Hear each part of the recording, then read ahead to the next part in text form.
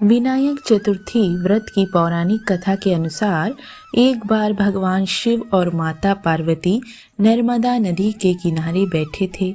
माता पार्वती ने शिव जी से चौपड़ खेलने के लिए कहा। इस खेल में हार जीत का फैसला करने के लिए भगवान शिव ने कुछ तिनके एकत्रित कर उसका एक पुतला बनाकर उसकी प्राण प्रतिष्ठा कर दी। भगवान शिव ने उस पुतले से कहा कि बेटा, हम चौपड़ खेलना चाहते हैं, इसलिए तुम बताना कि हम दोनों में से कौन हारा और कौन जीता। उसके बाद भगवान शिव और माता पार्वती के बीच खेल प्रारंभ हो गया। यह खेल 3 बार खेला गया और तीनों ही बार माता पार्वती जीत गई। खेल समाप्त होने पर उस बालक से हार जीत का फैसला करने के लिए कहा तो उस बालक ने पार्वती माता की जगह महादेव को विजयी बताया। यह सुनकर माता पार्वती क्रोधित हो गई और उन्होंने बालक को लंगड़ा होने और कीचड़ में पड़े रहने का श्राप दे दिया। बालक ने माता पार्वती से माफ़ी मांगते हुए कहा कि माता, मुझसे अज्ञानतावश ऐसा हुआ है। बालक द्वारा क्षमा मांगने पर माता का दिल पिघल गया।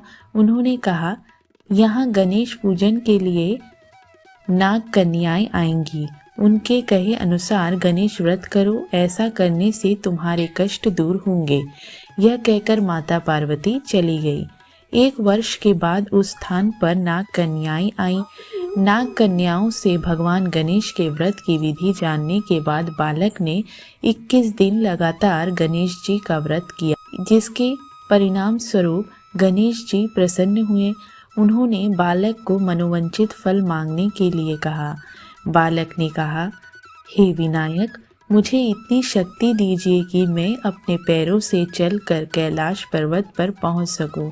भगवान गणेश ने बालक को वरदान दे दिया। इसके बाद वह बालक कैलाश पर्वत पर पहुंचा और उसने अपनी कथा भगवान शिव को सुनाई। चौपड़ वाले दिन से माता पार्वती शिवजी से नाराज हो गई थी। देवी को मनाने के लिए भगवान शिव ने भी बालक के बताए अनुसार 21 दिनों तक भगवान गणेश का व्रत किया। इस व्रत के प्रभाव से माता पार्वती की नाराजगी दूर हो गई और वो स्वयं भगवान शिव से मिलने पहुंच गई। तब भगवान शंकर ने माता पार्वती को इस व्रत के बारे में बताया। यह सुनकर माता पार्वती के मन में अपने पुत्र कार्तिकेय से मिलने की इच्छा जागृत हुई। तब माता पार्वती ने भी 21 दिन तक श्री गणेश का व्रत किया।